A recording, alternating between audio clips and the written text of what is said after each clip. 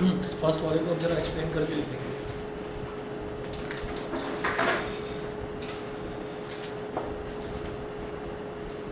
First factor है the buoyant force exerted by a liquid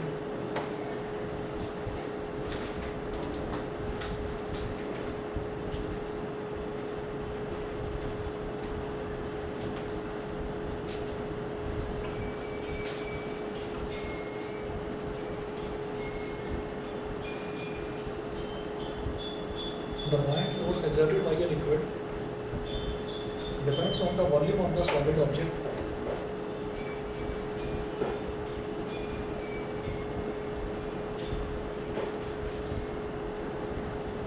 depends on the volume of the solid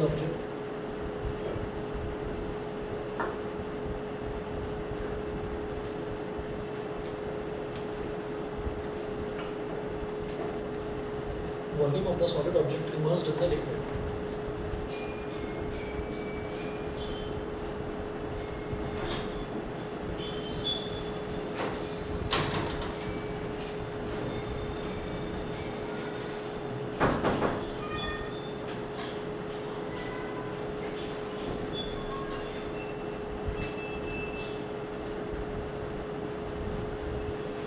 Depends on the volume of the solid object immersed in the liquid. इसमें लिखिएगा as the volume of solid object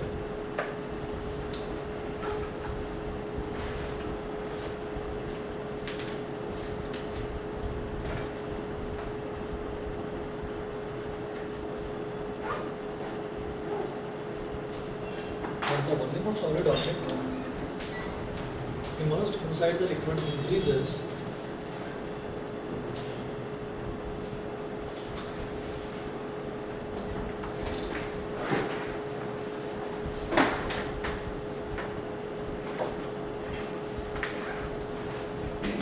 inside the liquid increases.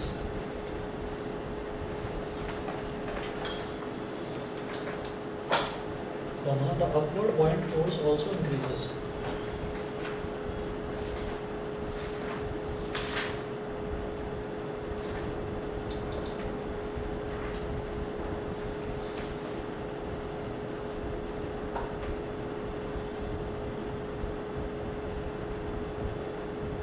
The upward buoyant force also increases.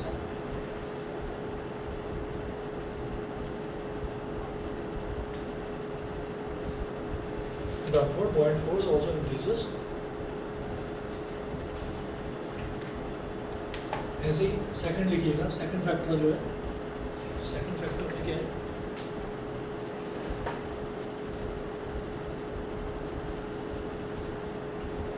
Second factor में note कीजिएगा the buoyant force exerted by a liquid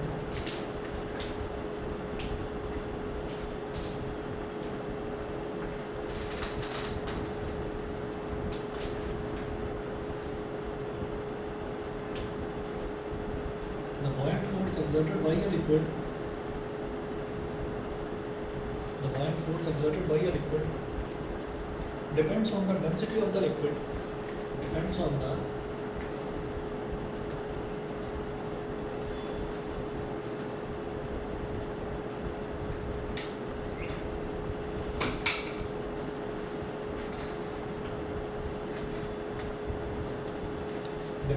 density of the liquid in which the object is immersed.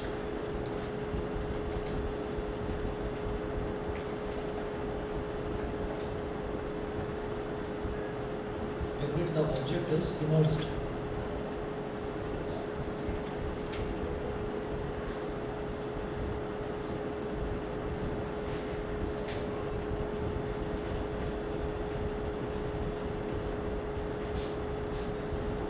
In which the object is immersed.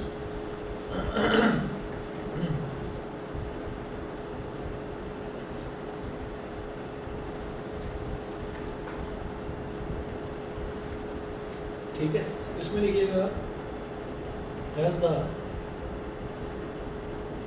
density of liquid increases, the buoyant force exerted by it also increases.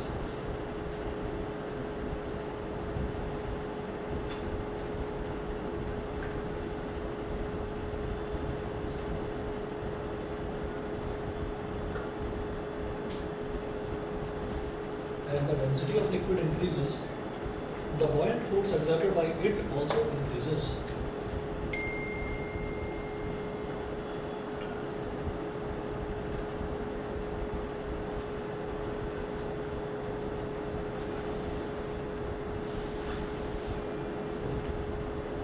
Exerted by it also increases. Also increases. ठीक है, फिर लिखिएगा इसी में next point लिखिए, it is easier to swim in sea water, it is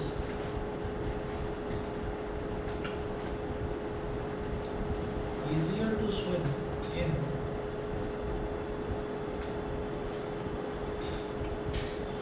it is easier to swim in sea water because sea water exerts a greater buoyant force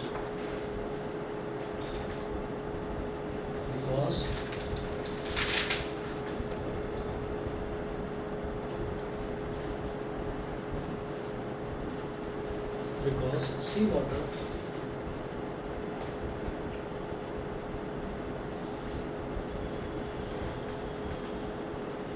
exerts a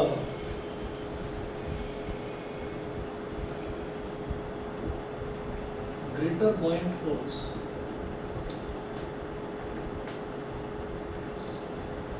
because sea water exerts a greater buoyant force on the swimmer due to its higher density.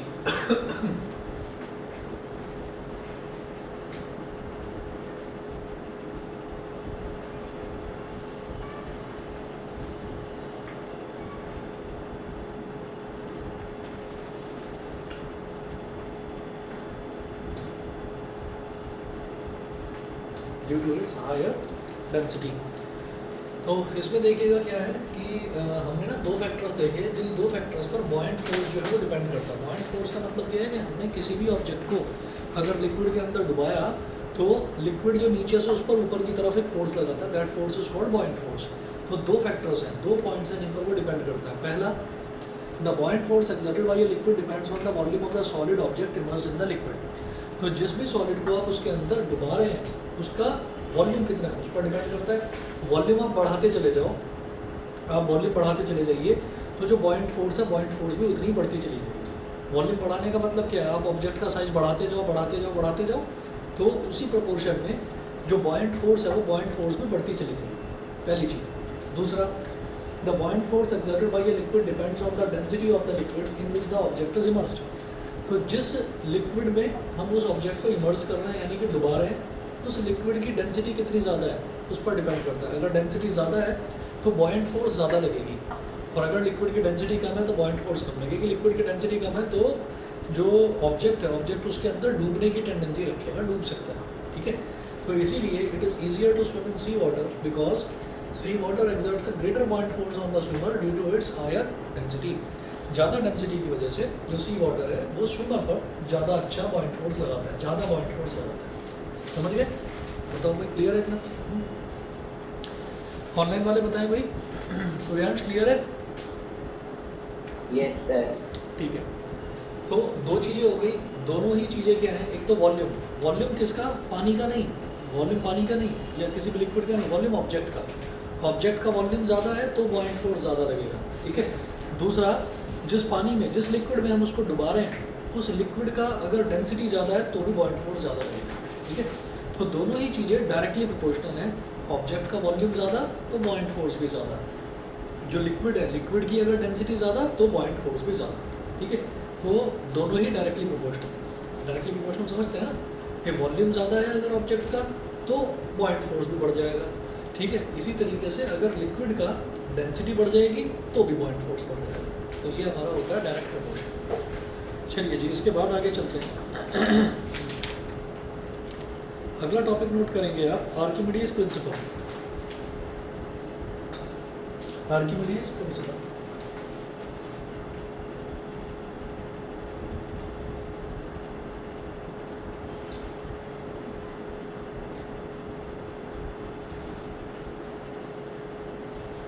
Archimedes principle इसमें नोट करेंगे, according to Archimedes principal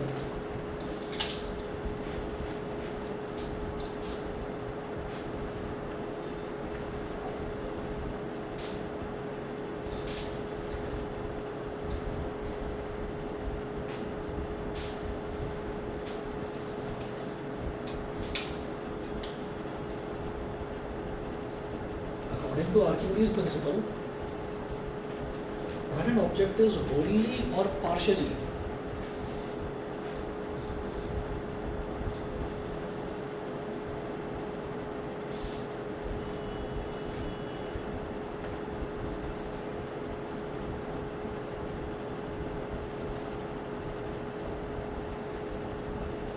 when an object is wholly or partially, wholly का मतलब क्या हो गया? Completely. When an object is wholly or partially immersed in a liquid, it experiences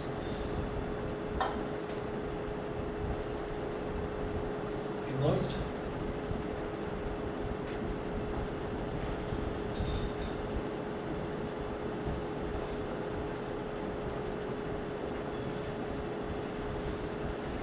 immersed in a liquid, it experiences a buoyant force or upthrust. It experiences a buoyant force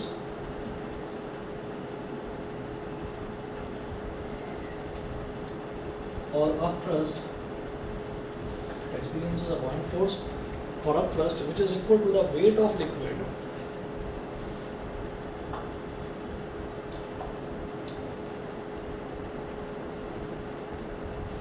which is equal to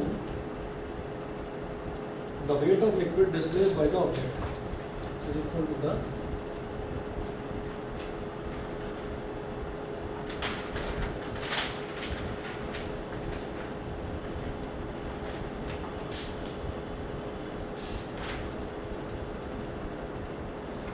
weight of liquid displaced by the object.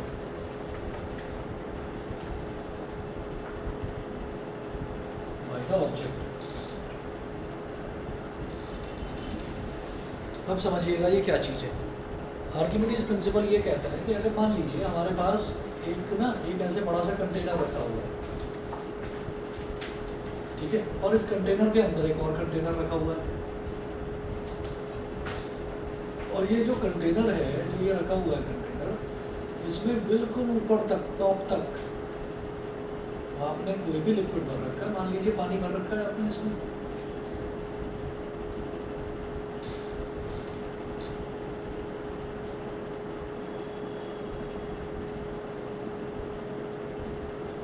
आपने इसके अंदर पानी भर रखा है। अब आपने क्या करा कि इसके अंदर कोई भी एक वुडन ब्लॉक, यानी कि कोई भी आपने लकड़ी का एक टुकड़ा इसके अंदर डाल दिया, ठीक है।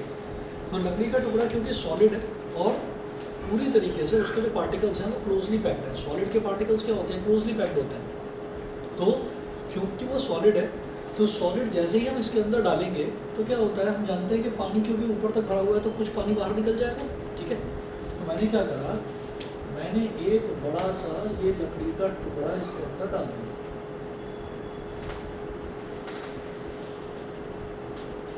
तो इसकी वजह से यहाँ से पानी के ड्रॉप्स बाहर निकलेंगे, ऐसे ऐसे ऐसे हर डायरेक्शन से बाहर निकलेंगे। लेकिन मैंने इसको एक कंटेनर के अंदर रख रखा है, और कंटेनर के अंदर रखा ही इस वजह से है ताकि जितना पानी बाहर निकले मुझे पता चल जाए कि कितना पानी बाहर निकला है। तो ये पानी बाहर निकल कर यहाँ पर ऐसे इकट्ठा हो गया, ये बाहर वाले कंटेनर में पानी ऐसे इकट्ठा हो गया, ठीक है। तो अब हम करना क्या चाह रहे हैं, हम ये करना चाह रहे हैं, आर्किमिडीज ने क्या समझाना चाहा कि अगर किसी भी ऑब्जेक्ट को हम किसी लिक्विड के अंदर इमर्स करते हैं मतलब डुबाते हैं, तो पानी उस पर फोर्स कितना लगाता है। अब थ्रस्ट मतलब, थ्रस्ट का मतलब, थ्रस्ट जो है वो सिनोनिम है फोर्स का, मतलब फोर्स को हम थ्रस्ट भी बोल सकते हैं, ठीक है। इसीलिए अब थ्रस्ट को हम अपवर्ड फोर्स भी बोल देते हैं, समझ रहे हो भाई, ठीक है। तो अब थ्रस्ट का मतलब क्या है कि पानी उस पर फोर्स कितना लगा रहा है। तो मैं ये कहूँगा भाई पानी के अंदर घुसकर चेक करना पड़ेगा कि वो फोर्स कितना लगा रहा है, ठीक। तो हम ये कहते हैं कि भाई हमको नहीं करना, हमको पानी के अंदर नहीं जाना है, हम तो बाहर से ही कोई तरीका हो तो आप हमको बताओ। तो आर्किमिडीज ने ये बोला कि ये जो ब्लॉक है, इस ब्लॉक ने कुछ लिक्विड डिस्प्लेस कर दिया। अब जितना लिक्विड इसने डिस्प्लेस करने का मतलब क्या, अपनी जगह से हटा दिया उस लिक्विड को, और जितना लिक्विड इसने डिस्प्लेस करा उतना लिक्विड जो है वो बाहर आकर गिर गया। भाई इसको अंदर, इस कंटेनर के अंदर, इस वुडन ब्लॉक को कंटेनर के अंदर जाने के लिए जगह चाहिए थी, जगह थी ही नहीं उसके अंदर क्योंकि ऊपर तक पानी भरा हुआ था। तो उसने कहा ठीक है, जगह तो मैं अपने आप बना लूँगा। वो खुद अंदर गया तो उसने कुछ लिक्विड बाहर निकाल दिया, कुछ लिक्विड बाहर आ गया। अब वो जो बाहर लिक्विड आया ये इस कंटेनर में आ गया, फिर मैंने क्या करा, मैंने अब ये जो अंदर वाला कंटेनर है इसको अलग हटा दिया, और ये जो बाहर वाला लिक्विड है, इस बाहर वाले लिक्विड का मैंने मास मेज़र कर लिया। वही मशीन पर हम वेट मेज़र नहीं करते, मास मेज़र करते हैं। समझ गए? तो मास आ गया मेरे पास। अब मास में अगर मैं एक्सेलरेशन ड्यू टू ग्रेविटी यानी कि जी की मल्टीप्लिकेशन कर दूंगा तो वेट आ जाएगा। मास की यूनिट किलोग्राम होती है, वेट की यूनिट न्यूटन होती है, याद है, इसी चैप्टर में करा था। ठीक है, तो हमारे पास इस पानी का मास आ गया, और पानी के मास से मैंने उसमें जी मल्टीप्लाई करके मैंने पानी का वेट निकाल लिया। वो जो पानी का वेट आया है ना, वही अब थ्रस्ट होगा। वो जो वेट है, वेट की यूनिट न्यूटन होती है, तो वेट भी तो एक फोर्स होती है, वही अब थ्रस्ट होगा। वो आर्किमिडीज क्या कह रहा है, according to Archimedes principle when an object is wholly or partially immersed in a liquid, जरूरी नहीं है उसको पूरा डुबाया जाए, हो सकता है आप उसको आधा डुबा दो। अगर आधा डुबाओगे तब भी तो थोड़ा बहुत पानी बाहर निकलेगा। तो तब हम ये कहेंगे कि अगर वो आधा भी डूबा है तो तब भी जो पानी बाहर निकला है उसका वजन निकाल लो, वही अब थ्रस्ट के बराबर होगा, वही अब थ्रस्ट होगा। समझ गए मेरी बात? ठीक है।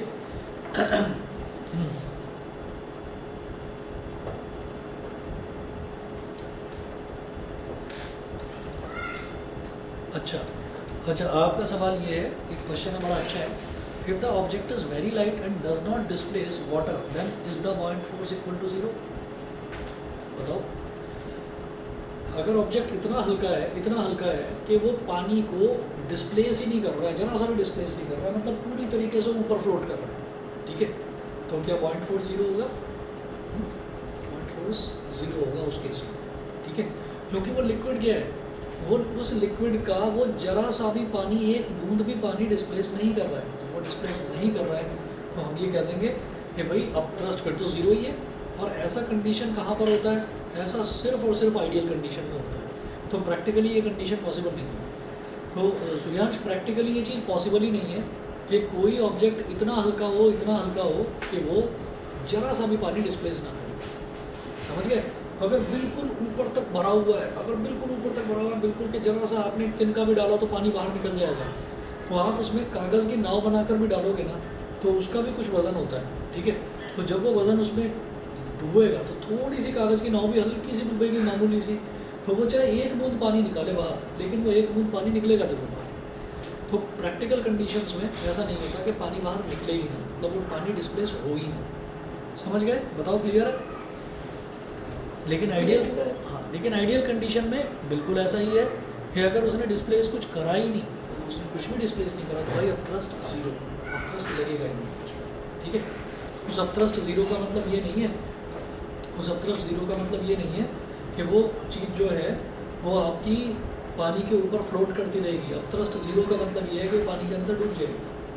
समझ गए? वो पानी के अंदर डूब जाएगी।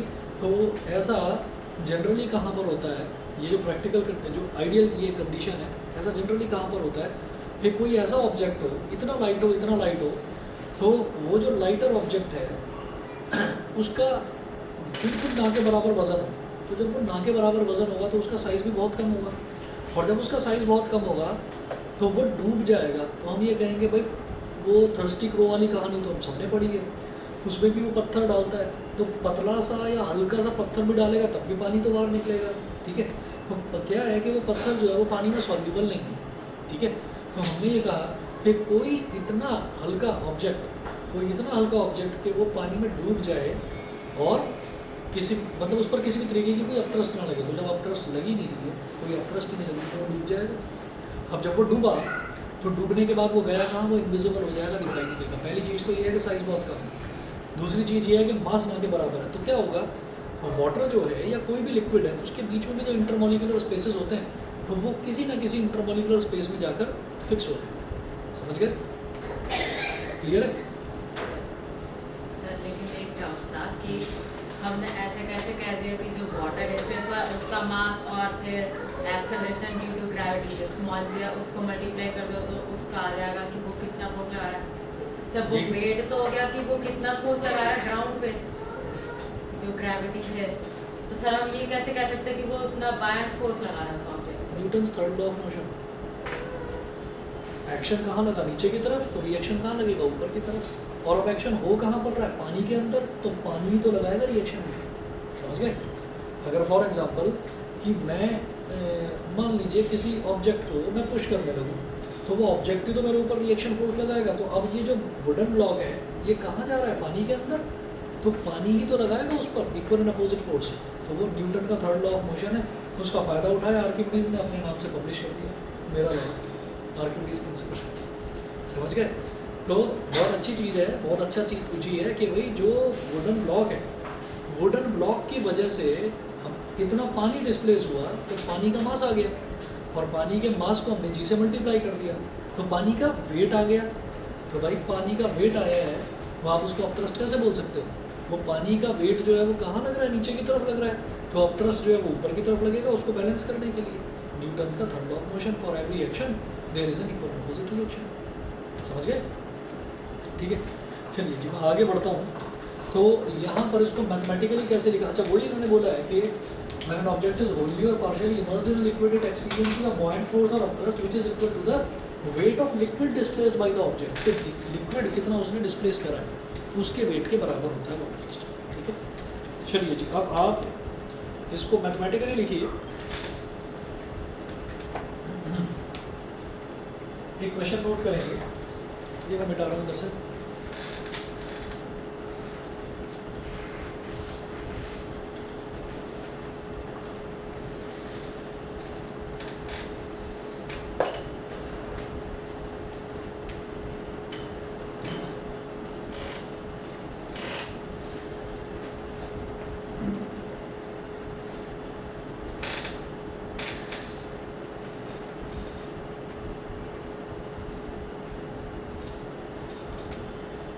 When an aluminium object is immersed in water,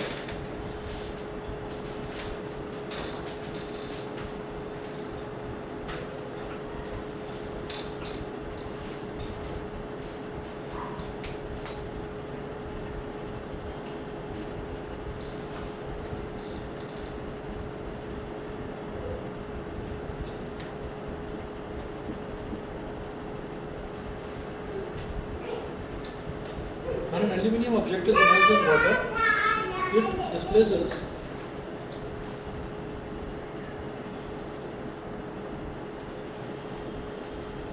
when an aluminium object is immersed in water, it displaces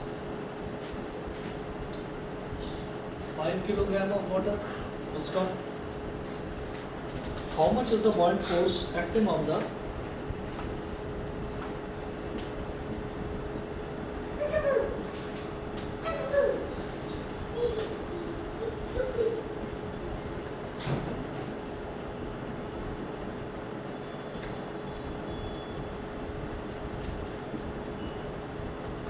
how much is the buoyant force acting on the aluminium object in newtons?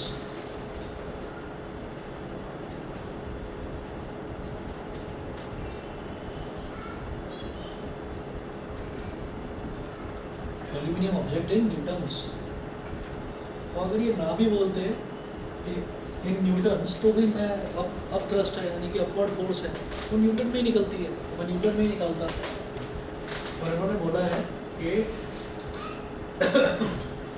यहाँ पर बोल रहे हैं कि G is equal to 10 metre per second square.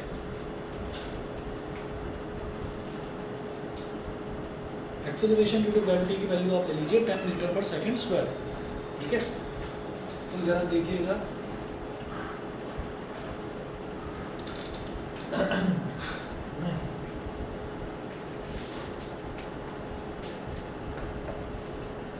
When an aluminium object is immersed in water, it displaces 5 kilogram of water. तो इन्होंने हमारा काम तो आसान कर दिया कि एक कंटेनर है, उस कंटेनर में पानी भरा हुआ है, उसमें एल्यूमिनियम का ऑब्जेक्ट डुबाया गया।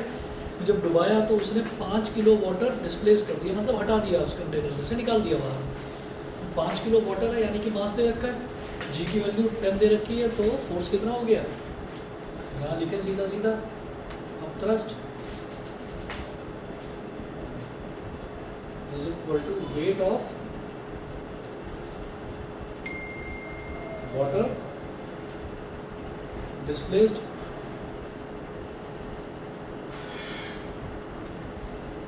weight of water displaced। भाई कितना वाटर उसने डिस्प्लेस करा, m इंटू जी। वाटर का मास कितना था 5 किलोग्राम और जी कितना है 10, तो इसका मतलब कितना हो गया 50 न्यूटन। तो यही अपथ्रस्ट होता है। अब thrust is equal to weight of water displaced, यहाँ पर लिख देना बाई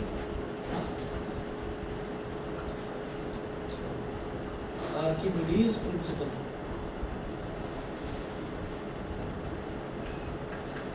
बाई आर्किमिडीज प्रिंसिपल, ठीक है। तो ये 50 न्यूटन आ गया। इसके बाद हम इसकी कुछ एप्लीकेशंस देखेंगे आर्किमिडीज प्रिंसिपल की।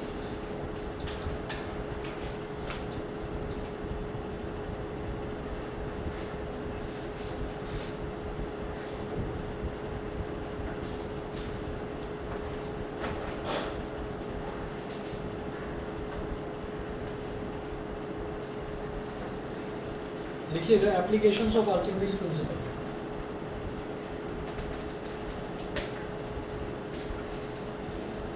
एप्लीकेशंस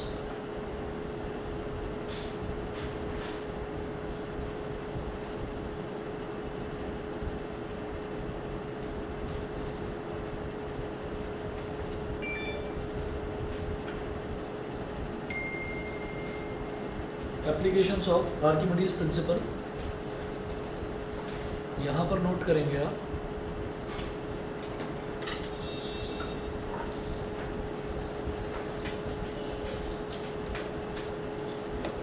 इसमें लिखिएगा Archimedes principal is used in determining the relative density of a substance, या पूरा लंबा सेंटेंस ना लिखकर बस इतना लिख दीजिए, it is used in determining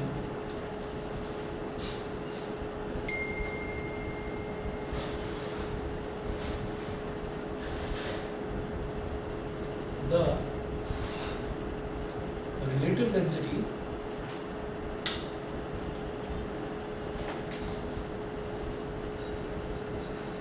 of a substance.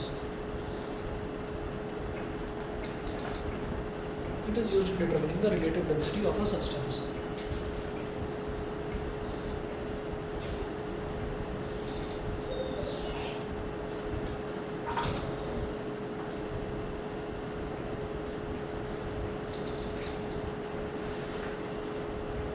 Second लिखिए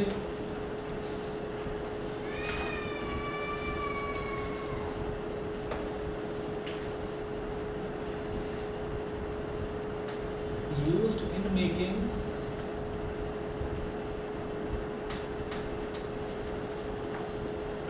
हाइड्रोमीटर्स।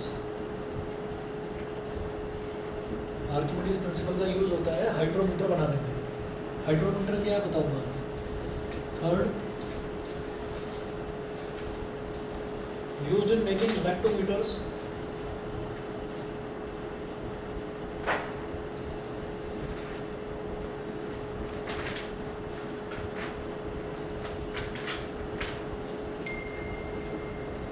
used in making lactometers। और fourth application, used in designing ships and submarines।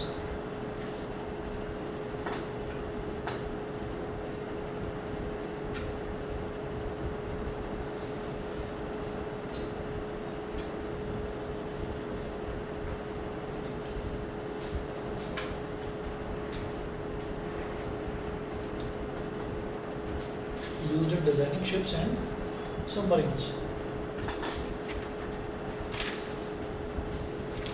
चलिए जी, इसके बाद देखिएगा कि ये जो इसके एप्लीकेशंस हैं ये क्या क्या हैं। पहला application, it is used in determining the relative density of a substance. तो अगर मान लीजिए हमको रिलेटिव डेंसिटी निकालनी है, तो रिलेटिव डेंसिटी कैसे होती है कि किसी भी ऑब्जेक्ट की density divided by the density of water.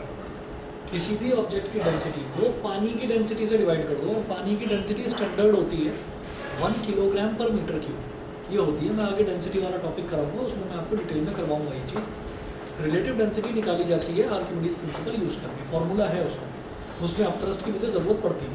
और अपथ्रस्ट कैसे निकलता है? Using Archimedes principal. तो अपथ्रस्ट की हेल्प से निकलती है रिलेटिव डेंसिटी, ठीक है।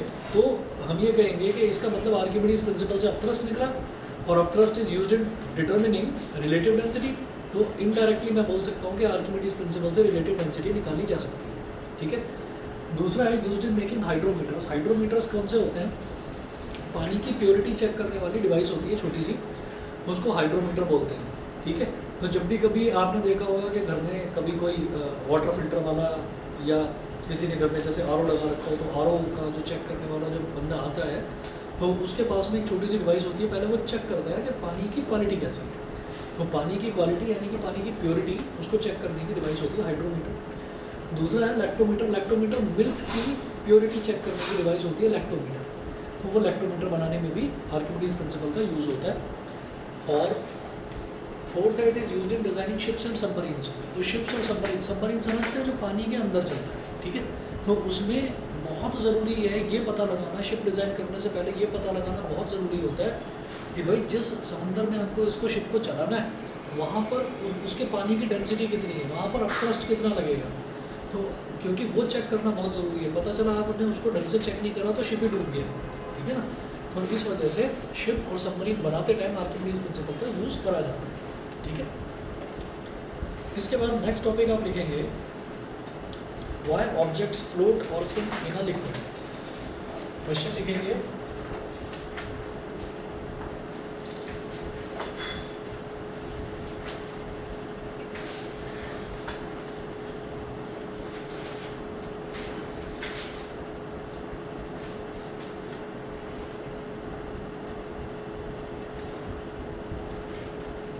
ये क्वेश्चन है और टॉपिक के तौर पर लिखो इसको, हेडलाइन मतलब हेडिंग डालकर और क्वेश्चन मार्क लगा दीजिए।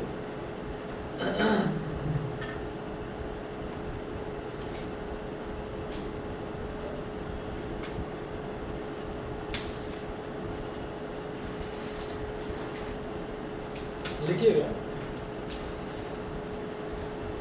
An object will float in a liquid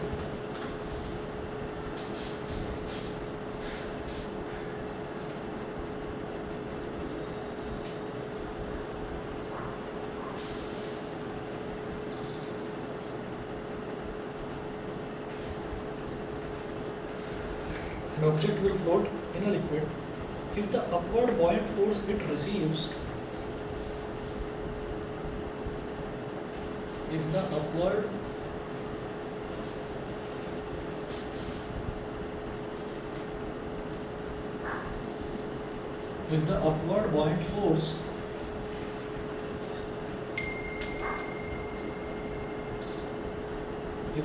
buoyant force it receives,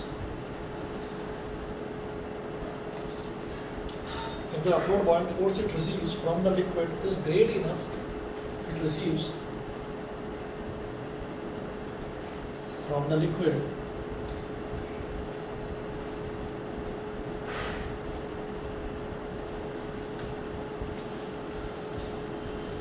is great enough to overcome the downward force of its weight.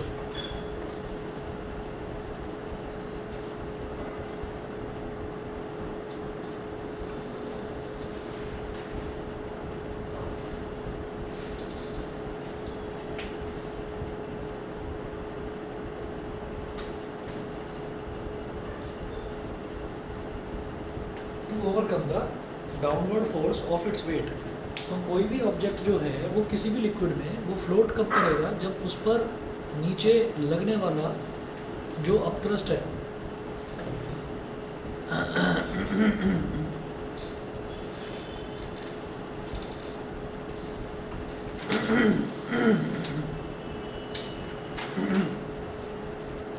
खुद ही सोच लीजिए कि अगर किसी ऑब्जेक्ट को अपने पानी में डुबाया तो वो ऊपर फ्लोट कब करेगा, जब नीचे जो अपथ्रस्ट लग रहा है उस पर वो इतना हो कि वो उसके वेट को बैलेंस कर सके, उसके वेट को ओवरकम कर सके। सोचिए वेट क्या है, वेट भी तो फोर्स ही है ना, वेट भी तो फोर्स ही है। तो अगर वो फोर्स अपथ्रस्ट से ज़्यादा हो गई, अगर वो फोर्स अपथ्रस्ट से ज़्यादा हो गई तो फिर ऑब्जेक्ट डूबेगा ही डूबेगा, ठीक है। लेकिन अगर वो फोर्स अपथ्रस्ट से ज़्यादा है, अगर वो फोर्स जो है यानी कि वो जो वेट है उसका, अगर वेट से अपथ्रस्ट ज़्यादा है तो अपथ्रस्ट क्या करेगा, उसको ऊपर की तरफ लटका के रखे फ्लोट करवाएगा, ठीक है। तो इस तरह से हम ये कहते हैं कि ऑब्जेक्ट जो है वो फ्लोट करता है। बिल्कुल बेसिक सा प्रिंसिपल है कि एक फोर्स तो ऊपर से लग रही है, जो ऑब्जेक्ट किसी पानी में डुबाया तो ऑब्जेक्ट नीचे की तरफ आ रहा है, तो इसका मतलब फोर्स लगा रहा है नीचे अपने वेट की वजह से। अब हमने क्या करा कि हमने नीचे से फोर्स लगाया उस पर ऊपर की तरफ, तो नीचे से हम थोड़ी लगा रहे हैं, पानी लगा रहा है नीचे से फोर्स अपथ्रस्ट। अगर वो जो नीचे से ऊपर लगने वाला फोर्स ऊपर से नीचे वाले फोर्स से ज़्यादा हो गया, नीचे से ऊपर वाला, तो फिर ऑब्जेक्ट कहाँ रहेगा? ऊपर ही तो रहेगा, ऑब्जेक्ट ऊपर ही तो रहेगा। तो this is called principle of flotation. अगला टॉपिक आप इसी में लिखेंगे, प्रिंसिपल ऑफ फ्लोटेशन। इसमें तो बस इतना लिखें कि ऑब्जेक्ट फ्लोट क्यों होता है,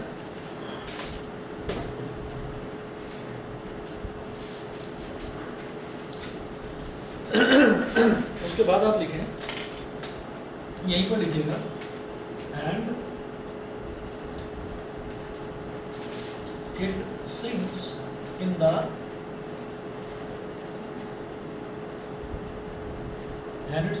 the vice versa condition. Vice versa समझते हैं? वाइस वर्सा समझते हैं? उल्टा, उल्टी कंडीशन में वो सिंक कर जाएगा। अगला लिखें, the principle of flotation.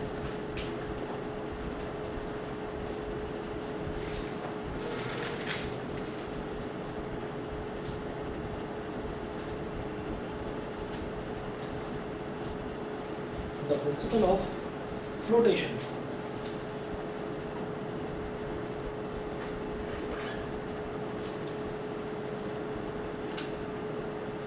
The principle of flotation. यहाँ लिखेंगे आप,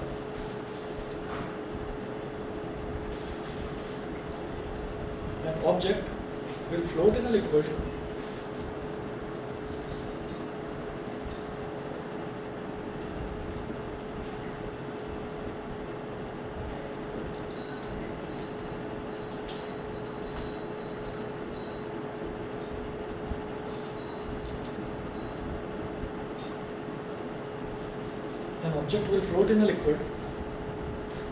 if the weight of object is equal to the weight of liquid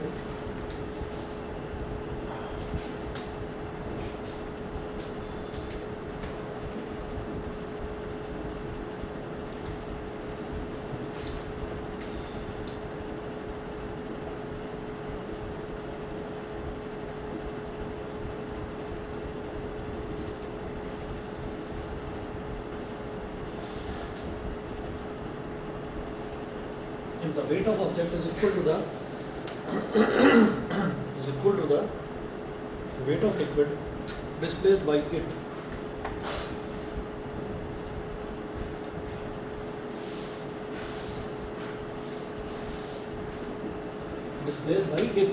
ठीक है। तो कहानी वही है जो यहाँ पर लिखी है, उसको अलग तरीके से लिख दिया। यहाँ पर उसको अपथ्रस्ट लिखा है और यहाँ पर लिखा weight of liquid displaced by the object. Displaced by it मतलब डिस्प्लेस्ड बाय द ऑब्जेक्ट। तो ऑब्जेक्ट जितना वेट ऑफ लिक्विड डिस्प्लेस करता है वही तो अपथ्रस्ट होता है। तो अगर object will float in liquid if the weight of object, अगर ऑब्जेक्ट का वेट ऑफ लिक्विड डिस्प्लेस यानी कि अपथ्रस्ट के इक्वल हो गया तो फ्लोट करता रहेगा। ठीक है, अपथ्रस्ट अगर ज़्यादा है तो वो और ऊपर की तरफ, मतलब ऊपर की तरफ और फ्लोट करेगा। ठीक है, और अगर वो जो वज़न है उसका, ऑब्जेक्ट का जो वेट है, अगर वो अपथ्रस्ट से ज़्यादा हो गया तो डूब जाएगा। समझ रहे हैं? तो आगे देखिएगा, डिस्प्लेस और वो कम होता है तब भी फ्लोट करता है, तब भी फ्लोट करता है।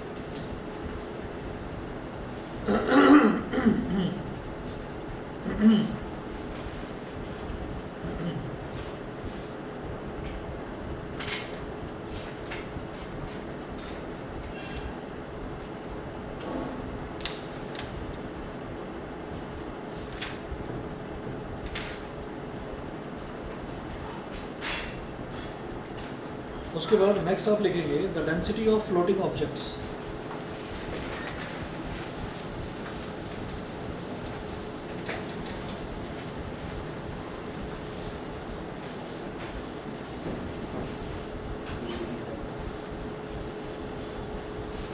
The density of floating objects.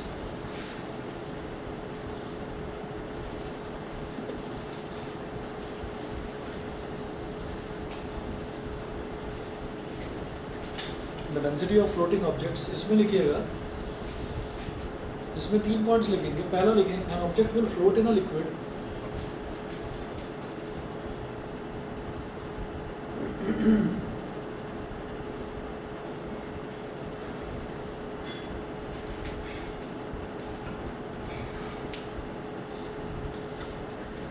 object will float in a liquid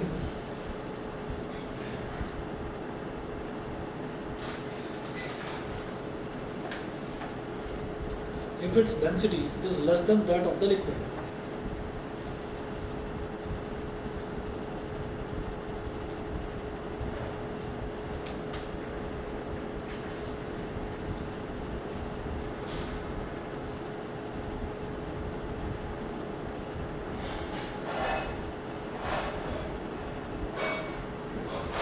An object will float in a liquid if its density is less than that of the liquid. Second लिखें,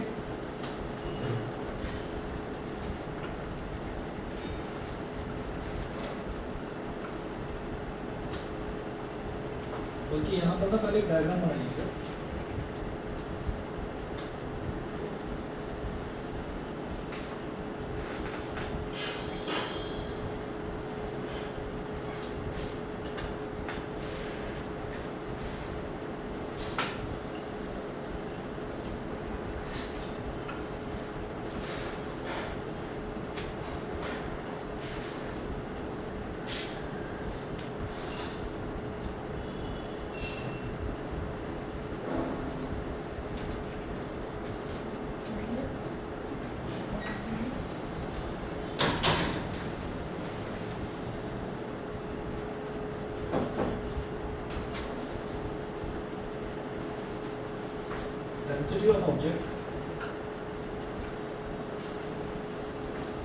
Density of object is less than density of liquid. Object will float in liquid if its density is less than that of the liquid. तो object की density जो है वो liquid से कम है।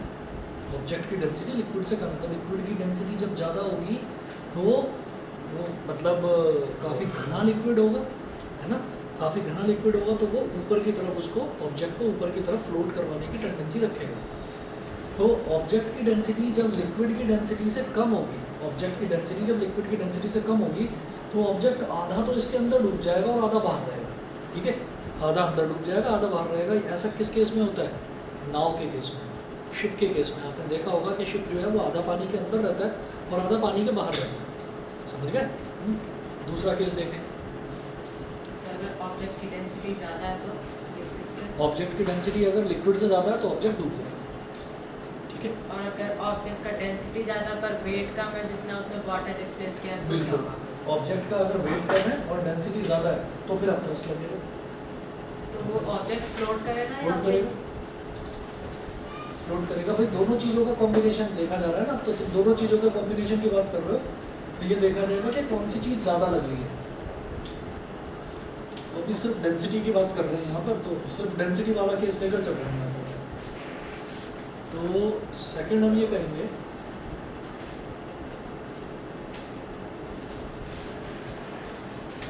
Second में लिखिएगा an object will also float in a liquid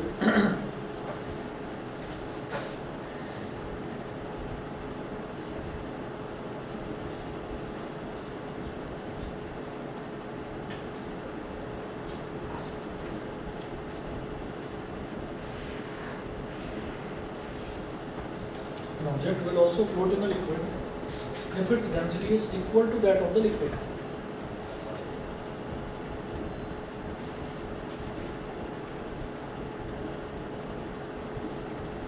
If its density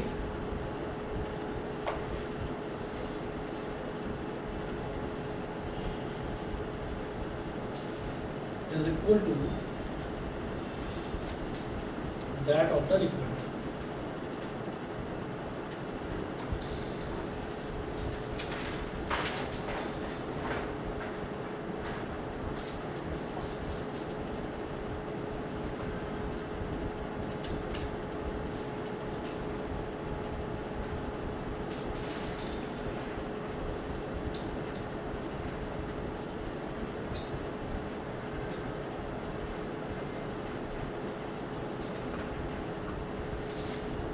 ठीक है, तो यहाँ पर क्या हो गया, इस केस में भी ये फ्लोट करेगा, लेकिन कैसे फ्लोट करेगा कि object will also float in liquid. अगर डेंसिटी लिक्विड की और ऑब्जेक्ट की बिल्कुल इक्वल हो गई तो उसका अपर सरफेस बस ऊपर से दिखाई देता रहेगा, तो इस तरीके से मतलब पूरा डूब जाएगा लेकिन फ्लोट करता रहेगा, पानी के अंदर इमर्स हो जाएगा। ऐसा नहीं है कि उसके बॉटम में जाकर गिरेगा सीधा, लेकिन यहाँ पर ऑन द सरफेस फ्लोट करता रहेगा। और थर्ड देखें,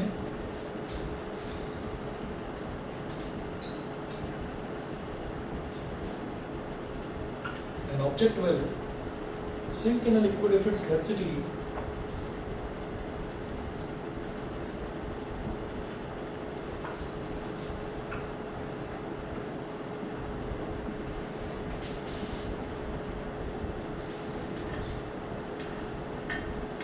object will sink in a liquid if its density is more than that of the liquid.